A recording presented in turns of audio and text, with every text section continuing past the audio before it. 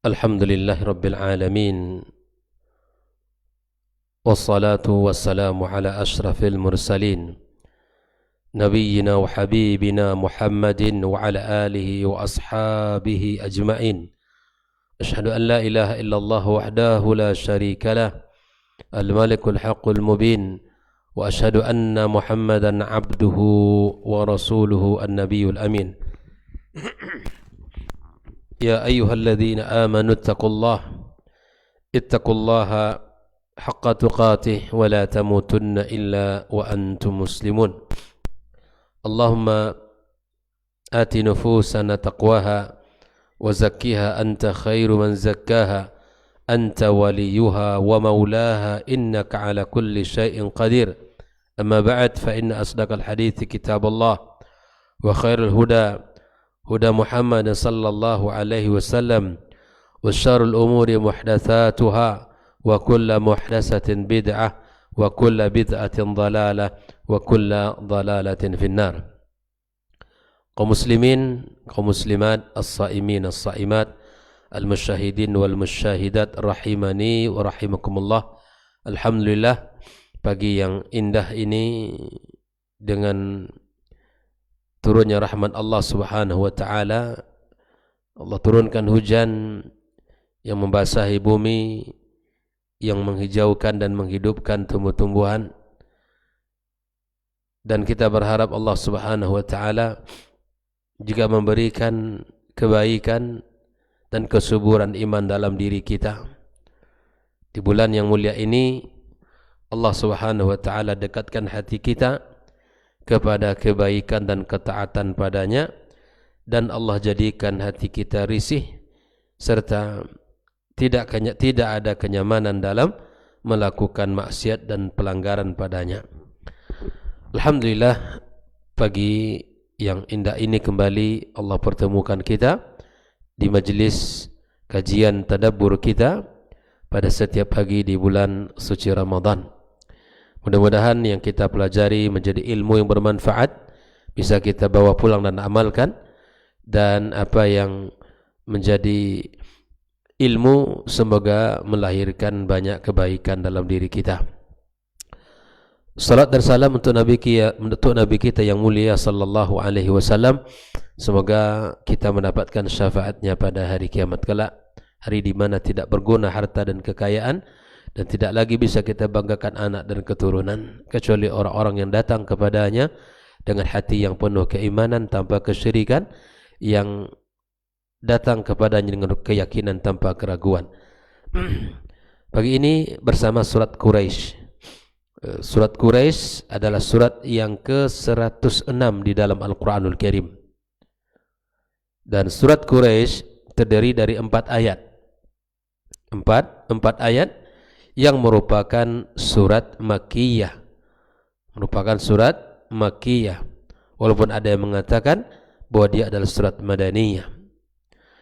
Nama Quraisy atau nama surat Quraisy ini terambil dari ayat pertama, li'ilafi Quraisy, ada pertama di dalam surat ini. Nah, Quraisy adalah suku terkuat dan paling berpengaruh di Mekah. Di bangsa Quraisy, bangsa yang kuat, bangsa atau suku yang sangat berpengaruh di kota Mekah di masa itu. Ikhwafillah rahimakumullah. Allah Subhanahu wa taala menyebutkan di dalam surat Quraisy ini, li'ilafi Quraisy, karena kebiasaan orang-orang Quraisy. Disebutkan oleh para ulama, lam pada li'ila, kan seharusnya ilaf itu adalah sebuah kebiasaan.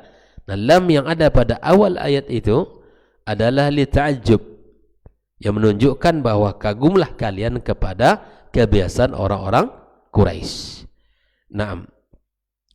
Adapun sebab turunnya dijelaskan oleh para ulama tafsir tentang sebab turunnya surat Quraisy ini, di mana Allah Subhanahu wa taala menurunkan surat Quraisy ini untuk mengingatkan bangsa Quraisy dengan nikmat-nikmat yang Allah berikan Di antaranya apa?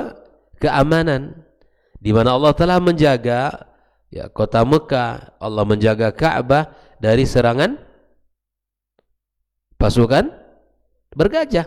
Surat yang sudah kita bahas pada pagi kemarin. Nah, Allah Subhanahu wa taala mengingatkan bangsa Quraisy akan nikmat-nikmat Allah tersebut.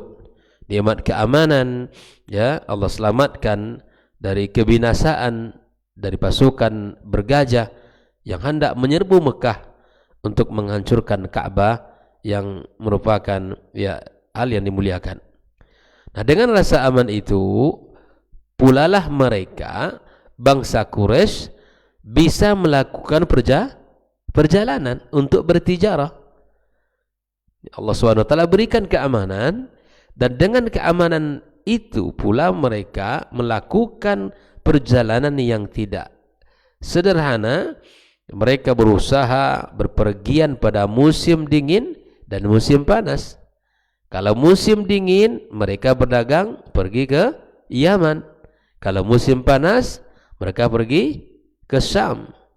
Dan mereka tidak ada yang mengganggu karena Allah telah berikan keamanan.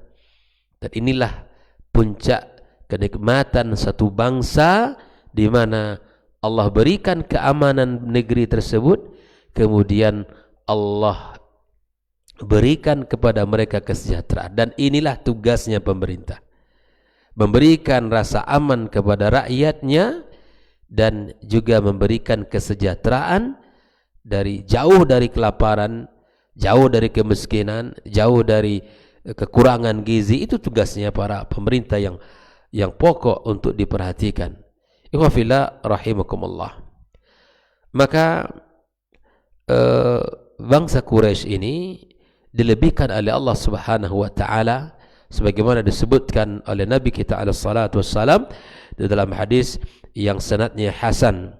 Nabi kita alaihi salatu wassalam mengatakan, faddalallahu Quraisyan bisab'i khilal. Allah melebihkan bangsa Quraisy dengan tujuh hal. Yang pertama, anni fihim, saya dari golongan Quraisy. Artinya satu, keutamaan bangsa Quraisy, Nabi kita alaihi salatu wassalam dari kalangan mereka, dari bangsa Quraisy. Yang kedua, wa anna nubuwata fihim. Kedua, kelebihan bangsa Quraisy, Allah jadikan kenabian dari mereka. Nabi SAW dari Quraisy, dan Allah Subhanahu wa taala pilih dari sekian banyak suku-suku yang ada, maka suku Quraisy Allah jadikan, ya, pilihkan untuk kenabian. Yang kedua, yang ketiga, wal hijabatu fihim was siqaya fihim. Allah jadikan al-hijab wa siqaya pada mereka. Mereka di mana setiap orang-orang yang datang ke kota Makkah, mereka ini semua Allah memberikan minuman, memberikan khidmat kepada para jemaah-jemaah yang datang, ya, untuk diberikan makan dan minuman secara gratis. Dan itu ada pada bangsa Quraisy. Kemudian wa anna Allah lanassarahum 'alal fil. Kelebihan yang keempat, Allah Subhanahu wa taala selamatkan mereka dari pasukan bergajah. Kemudian wa anna ma'abudullah 10 sinin la ya'buduhu ghairah. Mereka beribadah kepada Allah selama 10 tahun, di saat semua orang tidak ada yang menyembah Allah selain mereka. Subhanallah, mereka istiqamah di atas menyembah kepada Allah 10 tahun, di saat semua orang tidak lagi menyembah Allah Subhanahu wa taala. Kemudian wa anna Allah anzala fihim suratan minal Qur'an. Allah Subhanahu wa taala menurunkan salah satu surat dalam Al-Qur'an yang berbicara tentang mereka. Itu kan surat Quraisy ini. Inilah 7 kelebihan yang disebutkan oleh Nabi kita alaihi salatu wassalam yang merupakan melekat pada bangsa Quraisy. Dan 7 kelebihan ini, ya, subhanallah, semuanya adalah kehebatan yang luar biasa. Mari kita lihat satu persatu daripada ayat surat Quraisy ini. Li'ila fi Quraisy. Imam Ibnu Jarir, Syekhul Mufassirin, menyebutkan lam di awal ayat ini menunjukkan makna ta'ajjub, Makna at-ta'ajub. Seakan disebutkan, kagumlah kalian terhadap kebiasaan bangsa Quraisy dan nikmatku yang telah kulimpahkan kepada mereka. Jadi kita ini disuruh untuk mengambil pelajaran kepada apa yang telah Allah berikan kepada bangsa Quraisy, agar kita menjadi orang-orang yang memang merasakan nikmat Allah Subhanahu wa taala sangat banyak. Nah, nama suku Quraisy ini terambil dari nama tokohnya. Jadi kalau kita bertanya Quraisy itu asalnya dari mana atau terambil dari apa? Nah, suku Quraisy terambil dari nama tokohnya. Quraisy gelar dari An-Nadhr ibn Kinana yang merupakan kakek dari Nabi kita alaihi salatu wassalam yang ke-13.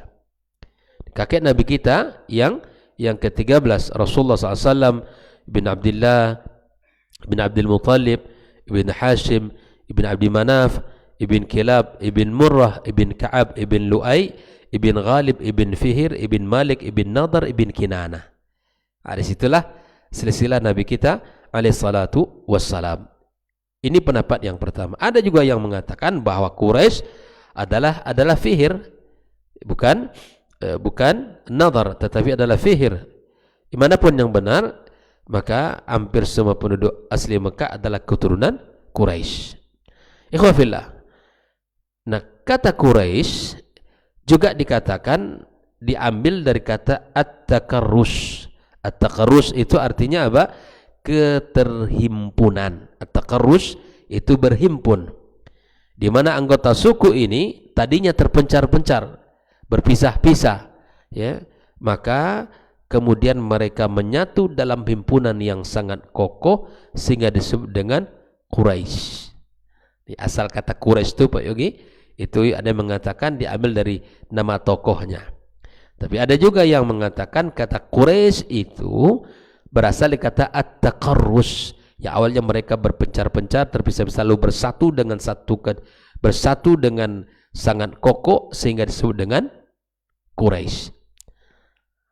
Quraisy juga disebut berasal dari kata qirsun.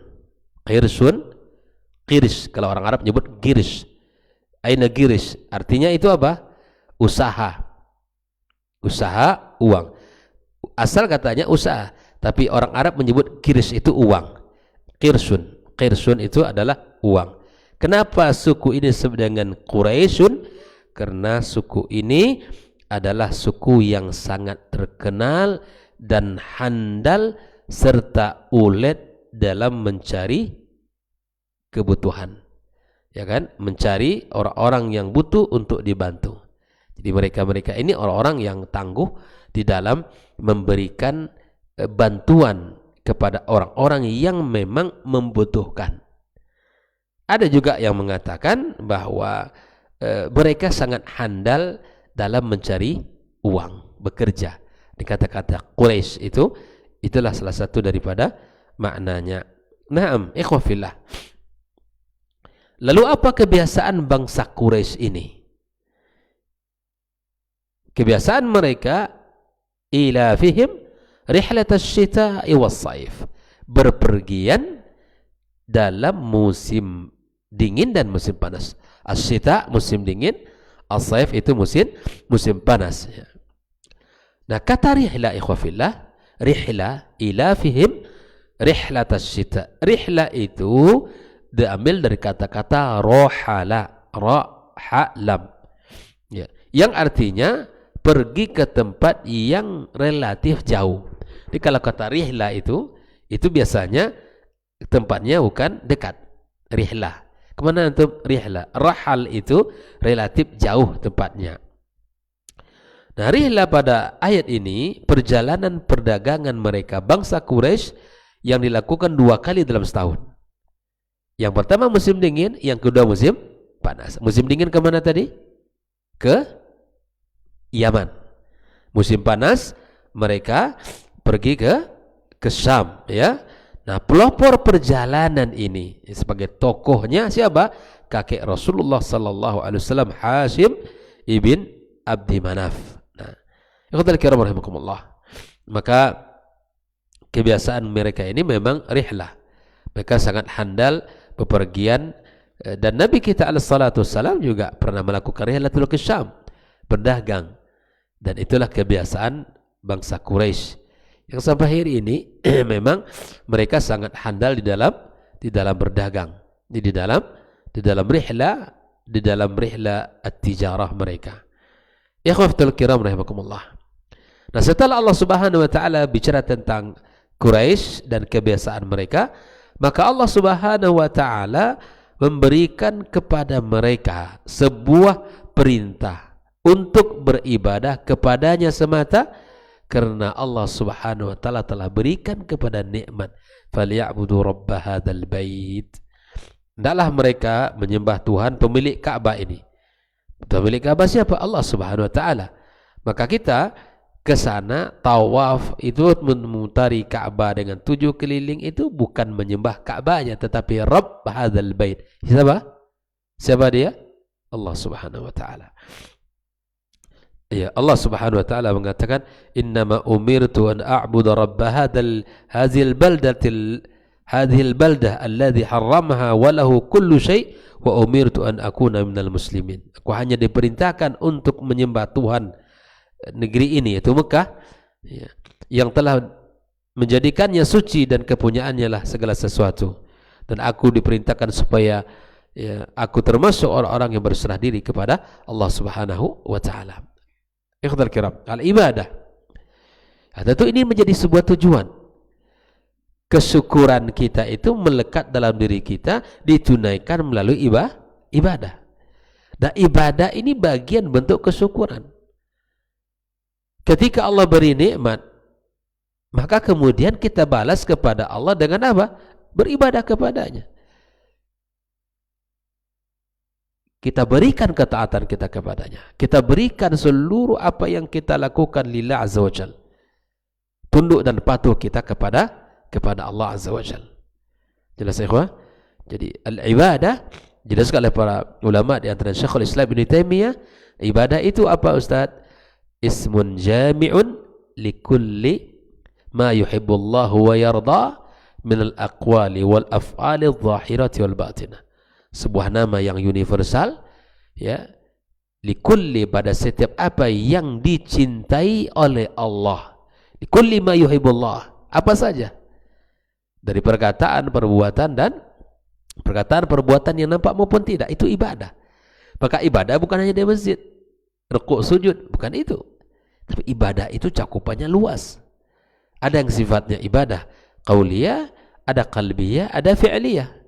Ada ibadah yang sifatnya zahir, nampak, dilakukan berjamaah seperti salat, ya, ketika kita misalnya umrah, haji, dan di Ramadan kita berpuasa, ibadah.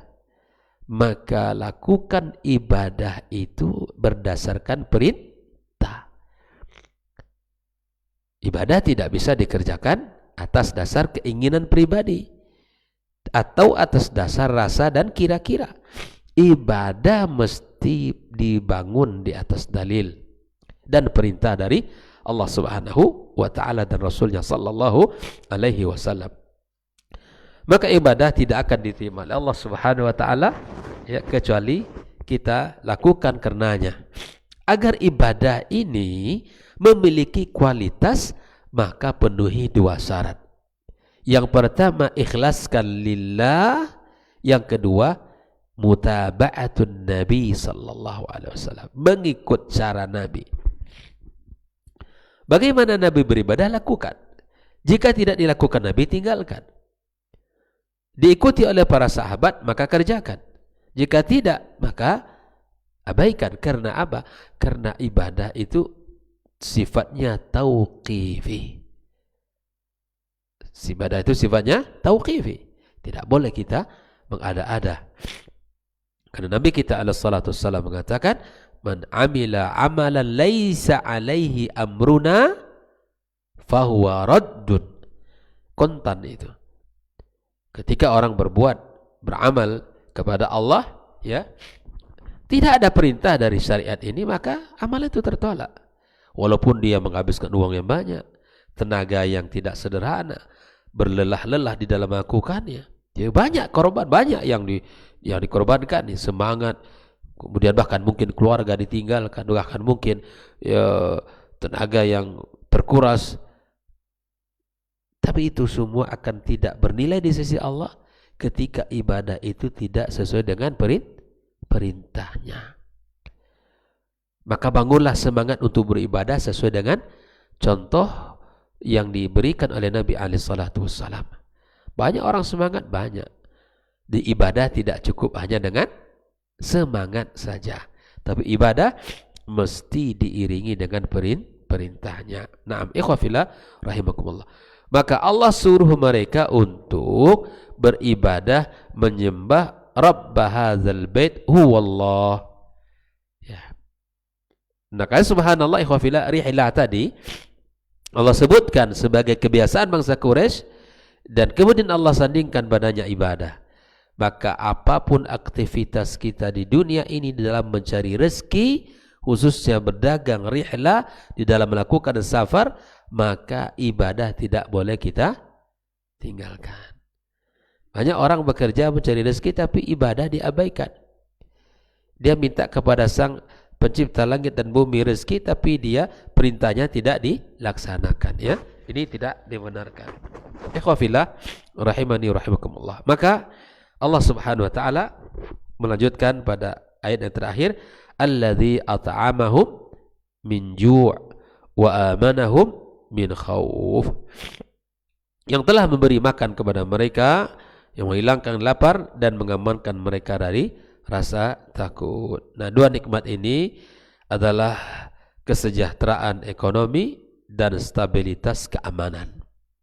Dua nikmat yang besar yang patut kita syukuri adalah kesejahteraan secara ekonomi dan stabilitas keamanan. Ini adalah tujuan suatu bangsa yang harus ada, dan para pemimpin-pemimpin yang diamanahkan, maka wujudkanlah dua hal ini. Anda sebagai pemimpin, perhatikan ekonomi rakyatnya, ya, sejahterakan mereka, berikan dan buka lapangan pekerjaan, kemudian jaga keamanan bangsa ini. Ya, maka inilah dua hal yang patut untuk disyukuri kepada Allah Subhanahu wa taala. Dan nikmat-nikmat Allah atas Quraisy ini mereka peroleh karena Allah menempatkan rumahnya di sana, ya. Allah jaga sehingga disebutkan di ketiga Rabb hadzal bait, maka kemudian ini adalah dimaksud dengan rumah Allah Subhanahu wa taala. Nah, oleh karena ikhwafillah rahimakumullah, inilah kelebihan yang Allah berikan kepada bangsa Quraisy. Nah, semoga Allah Subhanahu wa taala ya menjadi pelajaran mahal untuk kita. Pelajaran mahal untuk kita. Bangsa Quraisy bukan bangsa kecil, bangsa hebat. Nah, oleh karenanya surat Quraisy ini terkait dengan surat Al-Fil, bahkan sebagian ulama menyebutkannya satu surat. Ya, saking ada korelasi antara ayat sebelum dengan ayat yang ada pada surat ini. Surat Al-Fil menjelaskan tentang penghancuran bangsa Quraisy, ya, mulai dari kebiasaan surat Al-Fil menjelaskan tentang penghancuran pasukan gajah yang akan menyerang Ka'bah dengan segala keangkuhan dan kesombongan mereka. Maka siapapun yang sombong kepada Allah, yang menentang arus Allah, yang menentang perintah Allah akan binasa. Siapapun dia. Allah Subhanahu wa taala ingin dilawannya, maka Allah Subhanahu wa taala tidak akan membiarkan dia dalam keangkuhan tersebut. Oleh karenanya, ambillah pelajaran dari surah Al-Fil ini dan ambil juga pelajaran dari surat Quraisy ini, sehingga betul-betul kita menjadi orang yang tahu tentang sebuah hakikat kehidupan. Siapapun yang menentang arus melawan Allah Subhanahu wa taala, kita akan binasa. Cepat ataupun lambat. Ya, disadari ataupun tidak disadari, akan binasa.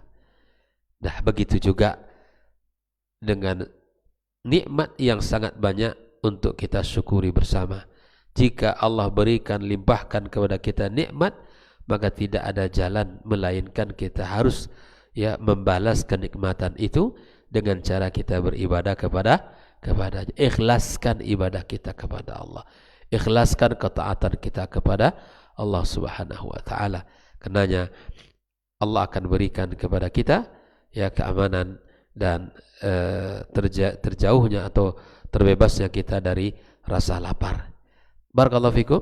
Inilah hal yang patut untuk kita ambil pelajaran.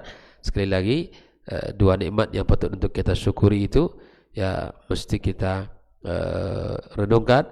Apalagi di bulan suci Ramadan ini kita diberikan Allah Subhanahu wa taala kemudahan rezeki, maka berbagilah dengan saudara-saudaranya. Allah Subhanahu wa taala menjadikan rezeki yang kita keluarkan itu pahalanya berlipat-lipat. Bahkan kita mendapatkan pahala puasa orang yang kita beri makan. Dianjurkan bagi kita untuk berbagi, dianjurkan bagi kita untuk saling memberi, meringankan. Makanya ibadah siam, ibadah yang identik dengan ya kebersamaan, ukhuwah. Ya, karenanya kita saling mensupport, saling menokong. Dan bahkan ibadah puasa pun melatih kepada kita sebuah kesabaran tentang sebuah ujian, di mana banyak orang-orang yang selama ini merasakan kelaparan selama sepanjang tahun tidak makan yang cukup. Kita berkecukupan sepanjang tahun.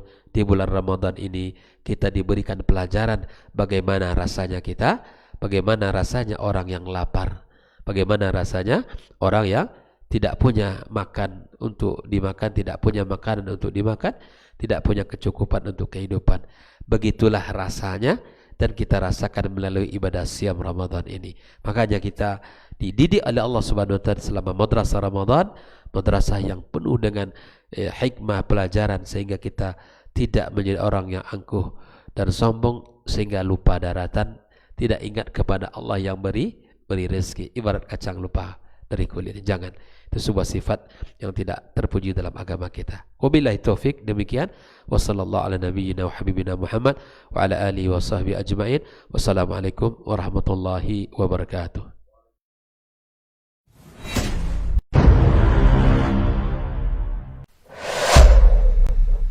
Dunia dan seisinya ini bagi Allah tak sama nilainya dengan sebelah sayap lalat.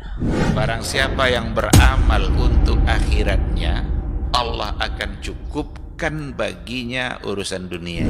Sayati zamanun 'alan nasi as-sabiru fihim qalqabit al-jamarah. Akan ada satu masa di akhir zaman yang berpegang teguh dengan agamanya seperti orang yang sedang memegang bara